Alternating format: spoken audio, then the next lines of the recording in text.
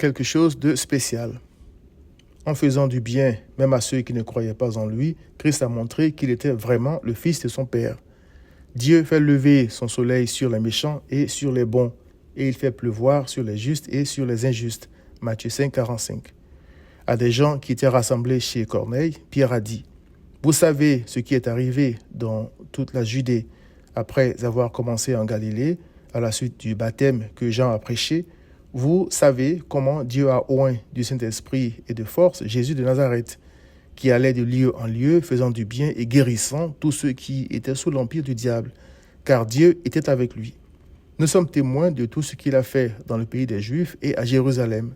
Ils l'ont tué en le pendant au bois. » Actes 10, 37 à 39.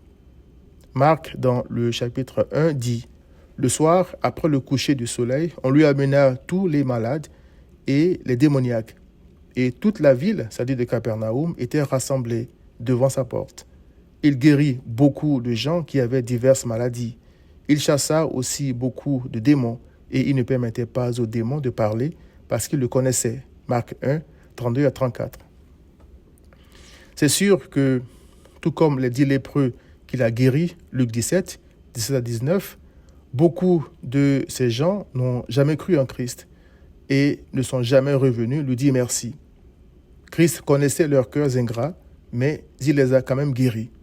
Ils sont méchants et ingrats, mais Christ les fait quand même prospérer sur cette terre qui est leur monde. Je crois qu'en le faisant, Christ dit aux siens, ses amis pour qui il est mort, Jean 15, verset 13, qu'il leur réserve quelque chose de spécial.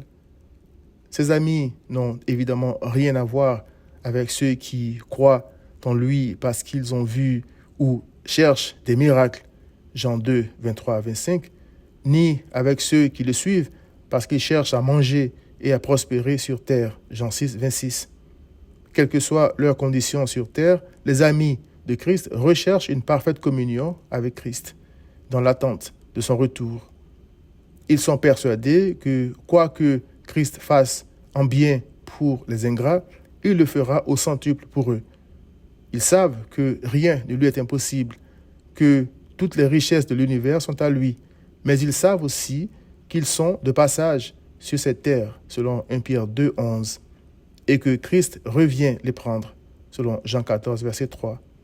Pendant leur pèlerinage sur terre, tandis que ces incrédules maudissent Dieu, les amis de Christ prient en disant « Je te demande 2 choses, ne me les refuse pas avant que je meure. Éloigne de moi la fausseté et la parole mensongère.